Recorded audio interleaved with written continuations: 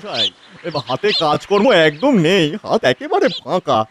আপনি যদি কিছু একটা কাজের ব্যবস্থা করে দিতে পারেন তাহলে বড় উপকার হয়। ভগবান, সবই তো বুঝলাম, কিন্তু ব্যাপারটা হচ্ছে এখন রাজবাড়িতে তেমন কোনো কাজকর্ম নেই। একটা কাজ করতে পারো, কিন্তু সেটা কি তুমি পারবে? পারবো পারবো মন্ত্রী মশাই, আমি সব পারবো। শোনো, আমার মাথায় একটা উপায় এসেছে। যদি তুমি সেই মতো কাজ করতে পারো, তবে তোমারও লাভ, আমারও লাভ। মন্ত্রী মশাই, আপনি শুধু বলুন কি করতে হবে আমাকে, তারপর দেখুন কিভাবে চোখের নিমিষে সেই কাজটা আমি করি। হ্যাঁ,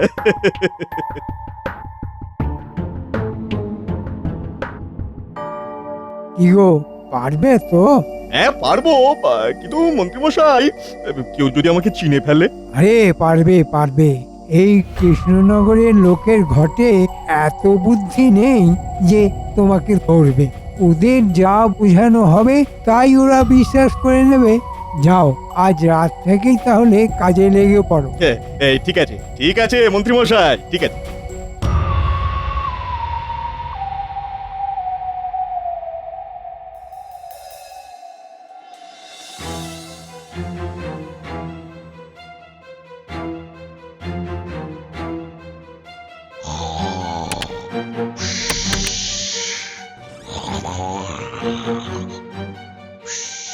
এই গোপাল তো দেখছি নাক ডাকছে। এই সুযোগ, না না, বেশি দেরি করা যাবে না। এবং বলা যায় না এই টেকোটা আবার কখন জেগে যায়। কিন্তু এই টেকোটার বাড়ি থেকে কি নেওয়া যায়? এই কি নেওয়া যায়, কি নেওয়া যায়?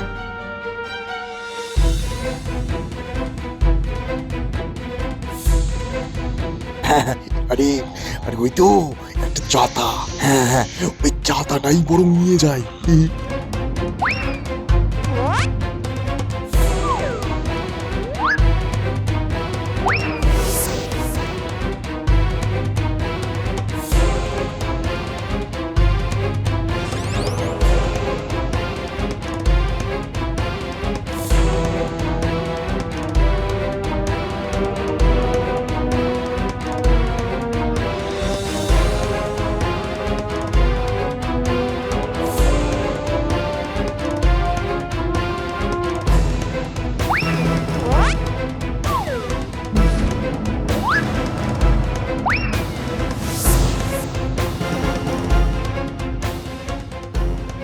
রাজপণ্ডিত তো খুব জোরে নাক ডাকছে।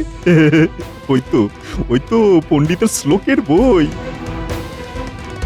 এই সুযোগ, পণ্ডিতের শ্লোকের বইটা নিয়ে যাই। এটা ছাড়া তো রাজপণ্ডিত পুজোটাই করতে পারবে না।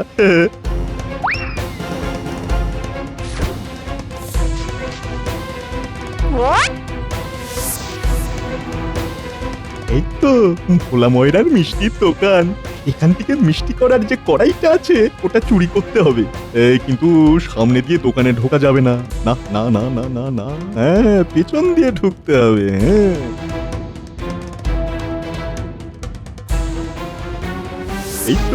এই তো মিষ্টি করার কড়াই। যাই যাই, তাড়াতাড়ি এটা নিয়ে কেটে পড়ি।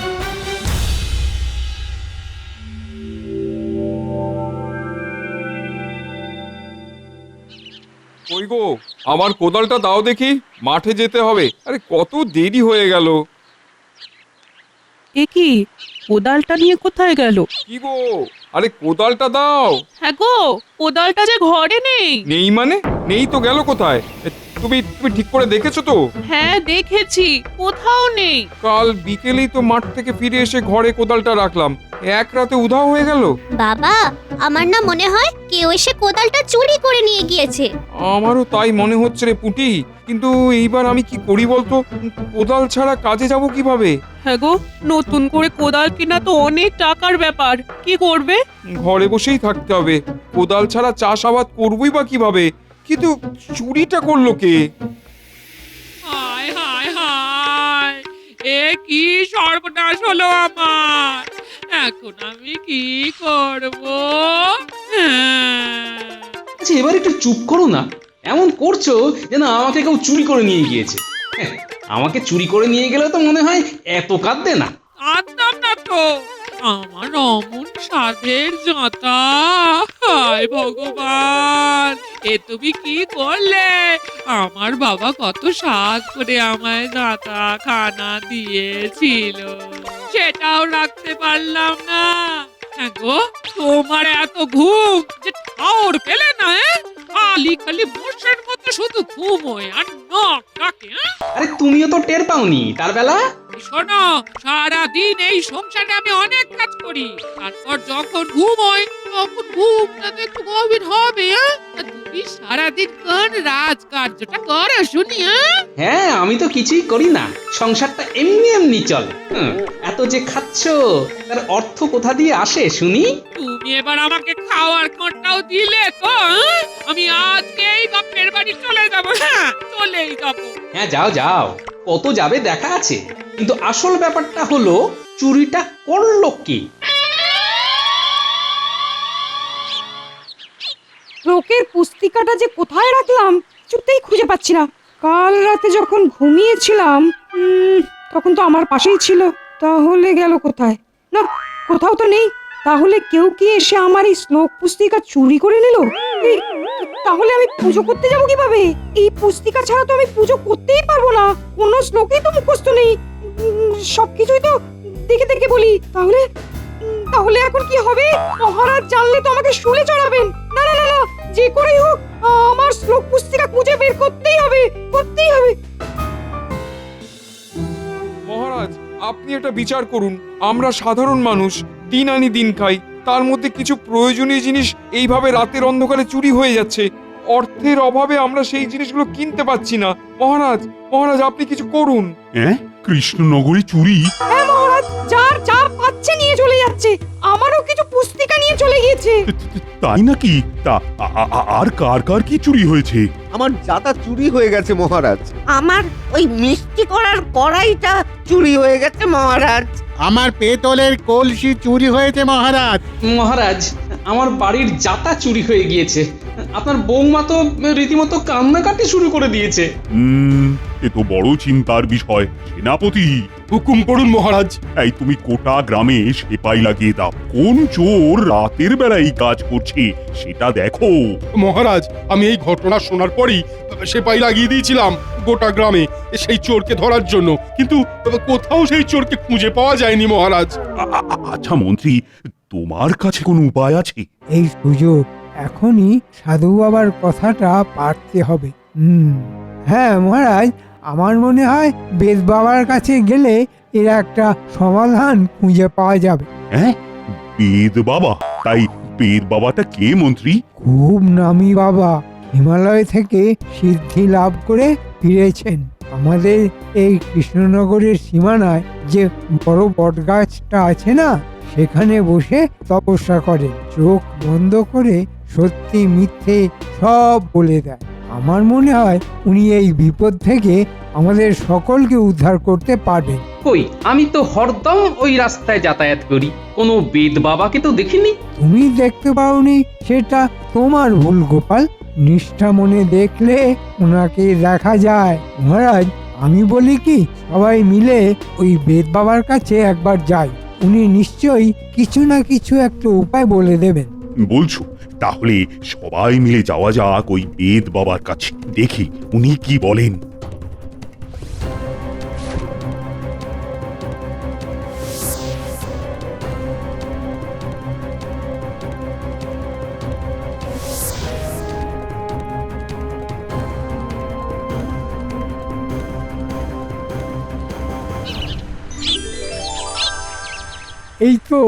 এই তো সেই বেদ বাবা। প্রণাম নেবেন বাবা। বল, কি হয়েছে? বাবা, আমাদের এই কৃষ্ণনগরে খুব চোরের উৎপাত হয়েছে।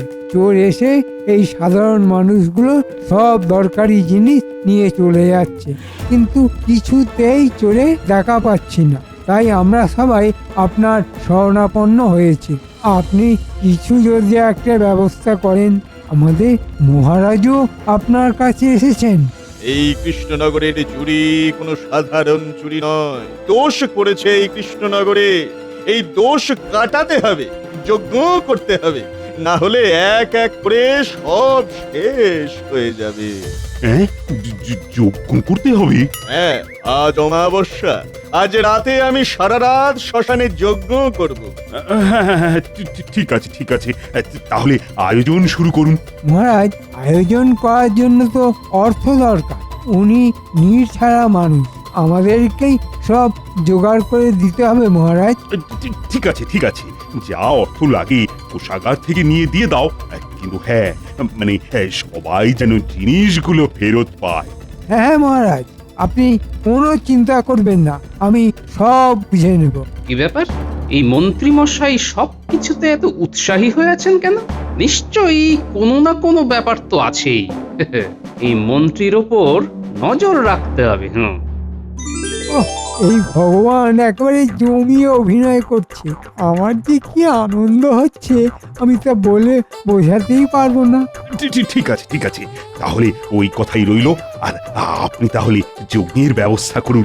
আপনি চিন্তা করবেন না মহারাজ, এই বাবা যখন কথা দিয়েছেন তখন সকলের জিনিস ফিরিয়ে দেবেনই। মন্ত্রী এত নিশ্চিত কিভাবে যে ওই সাধু সব ফিরিয়ে দেবে? না, গন্ডগোল তো নিশ্চয়ই কিছু আছে। চোখে চোখে রাখতে হবে মন্ত্রীকেও আর এই সাধুকেও। হ্যাঁ,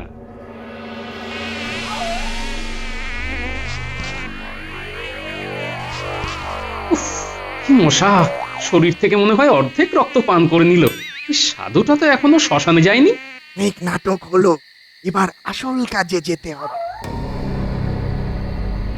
আরে, ওই তো সাধুটা হেঁটে হেঁটে যেন কোথায় যাচ্ছে। না, আমাকে ওর পিছু নিতে হবে।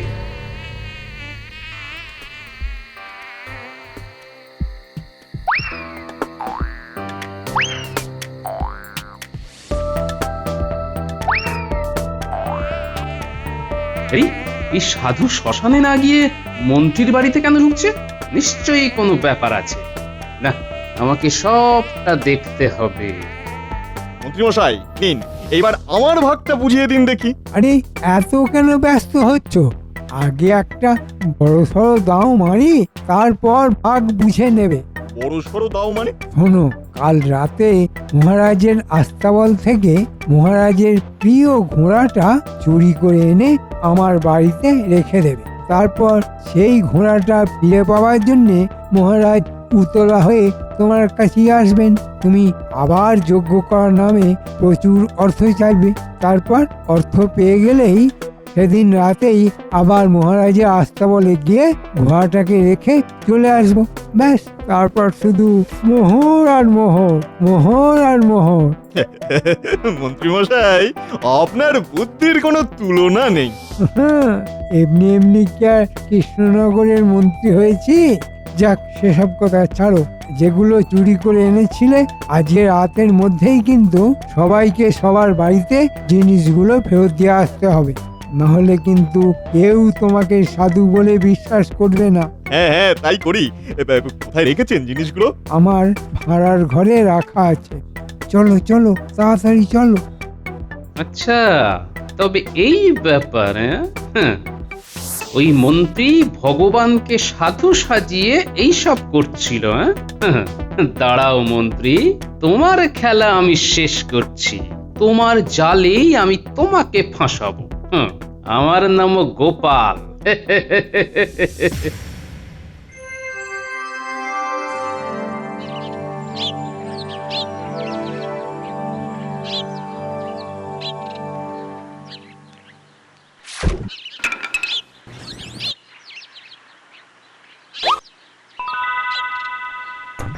ও মা গো, এই যে সত্যি সত্যি কোদালটা রাখা আছে দেখছি। ওই গো, কোথায় গেলে গো? দেখবে এসো।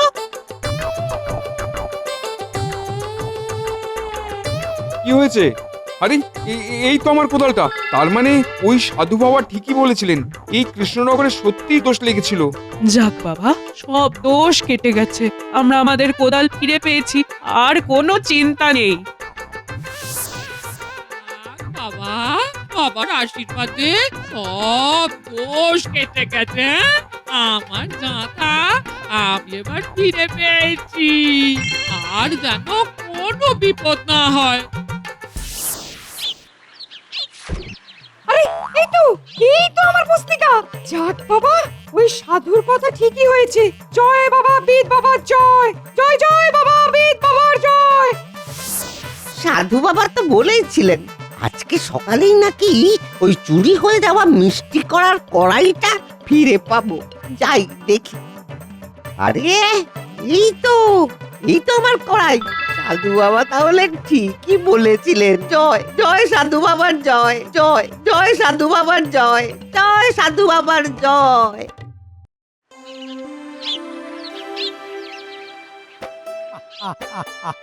মহারাজ, সমস্ত বিপদ কেটে গিয়েছে। যার যা যা চুরি হয়েছিল সবাই সবকিছু ফিরে পেয়েছে। বাবা বাবা বাবা, এ তো বড় খুশির খবর। সব বিপদ তাহলে কেটে গিয়েছে, আর সবাই সবার প্রয়োজনীয় জিনিস ফিরে পেয়েছে। সবই হয়েছে ওই বেদ বাবারই জন্য। তাহলে কৃষ্ণনগরে আর কোনো চুরি হবে না তো মন্ত্রী? এটা তো আমি বলতে পারবো না মহারাজ, তবে হ্যাঁ, চুরি হলে বেদ বাবা তো আছেই, উনি যজ্ঞ করে আবার সব ফিরিয়ে দেবেন। সত্যি মন্ত্রী, তুমি যদি ওনার খোঁজ না দিতে তাহলে কৃষ্ণনগরের দোষ তো আমি কাটাতেই পারতাম না। মহারাজ, আপনার পাশেই তো সব থেকে বড় দোষ দাঁড়িয়ে আছে। আপনি সেটা বুঝতেও পারছেন না, কিন্তু আপনি না বুঝতে পারলেও আপনার শুভাকাঙ্ক্ষী হিসেবে সেটা ধরিয়ে দেওয়া আমার কর্তব্য মহারাজ। না না মহারাজ, এসব বলে আমার লজ্জা দেবেন না। এটা তো আমার কর্তব্য। মন্ত্রী মশাই, আপনি যদি ডালে ডালে চলেন, আমিও চলি পাতায় পাতায়। আজ রাতেই আপনার এই সমস্ত কীর্তিকলাপ সবার সামনে তুলে ধরবো। তখন দেখবো আপনি লজ্জায় মুখটা কোথায় লোকান।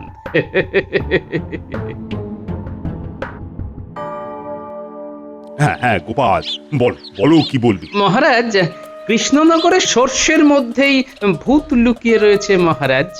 তার মানে কি বলতে চাইছো কি গোপাল?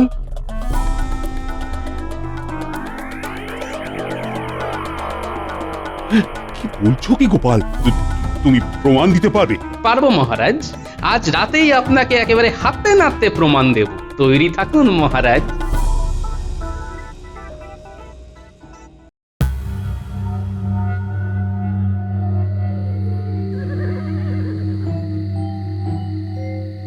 এই নে তোর একটা,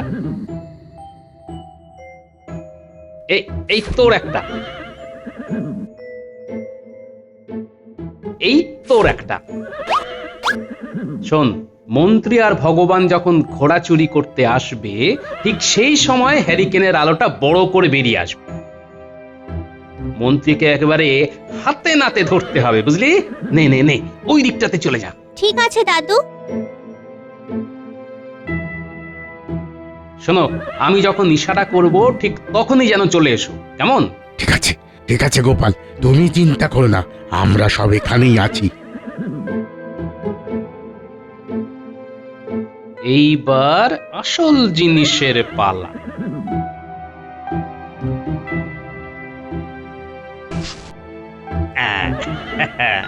এই হলো একেবারে খাঁটি সর্ষের তেল। এই তেল এখানে ভালো করে ছড়িয়ে দিতে হবে। তারপর অন্ধকারে মন্ত্রী আর ভগবান কিছু দেখতে না পেয়ে এই তেলে একেবারে ধপাস।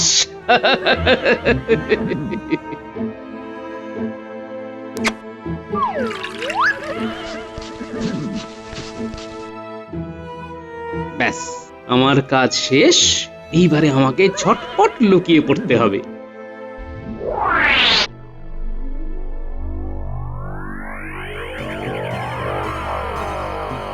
ও দাদু, মন্ত্রী মশাই তো এখনো আসছেন না। আসবে আসবে, একটু অপেক্ষা কর। আরে, ওই তো পায়ের শব্দ, মনে হচ্ছে মন্ত্রী আসছে। একদম চুপটি করে থাক।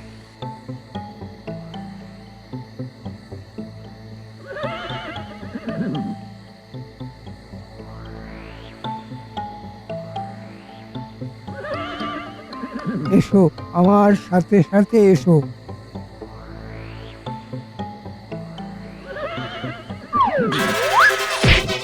ওরে বাবা রে বাবা! ওরে বাবা রে! বারে বারে ঘুঘু তুমি খেয়ে যাও ধান, আজকে একেবারে হাতে নাতে ধরেছি। গোপাল তুমি ও আহ, মন্ত্রী মশাই, আপনি কি ভেবেছিলেন? ভগবানকে সাধু সাজিয়ে নিজের পকেট ভরবে না, আর কেউ ধরতে পারবে না। কি কি উল্টো পাল্টা বলছো তুমি গোপাল?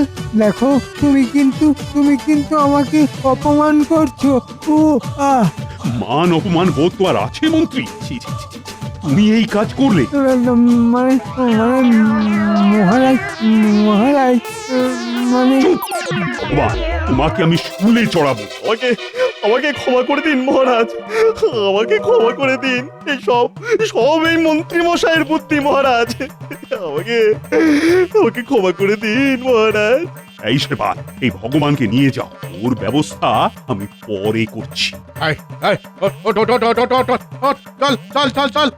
আমাকে ছেড়ে দিন, আমি কিচ্ছু করিনি, আমাকে ছেড়ে দিন না। মন্ত্রী, তুমি এই গ্রামের এই সাধারণ মানুষগুলোকে ঠকিয়েছ, তাদের বিশ্বাস পেয়েছ। যতদিন না তুমি আমার কোষাগার থেকে যা অর্থ নিয়েছো তার 3 গুণ বেশি অর্থ আমার কোষাগারে ফেরত দিতে পারছো, ততদিন তুমিও কোনো বেতন পাবে না। হ্যাঁ নয় মন্ত্রী মশাই, হ্যাঁ। গোপাল, তোমাকে ধন্যবাদ দিয়ে ছোট করব না, শুধু বলবো তুমি যেভাবে কৃষ্ণনগরকে সমস্ত বিপদ থেকে আগলে রাখো, ঠিক সেভাবেই আগলে রেখো। সবই আপনার আশীর্বাদ মহারাজ।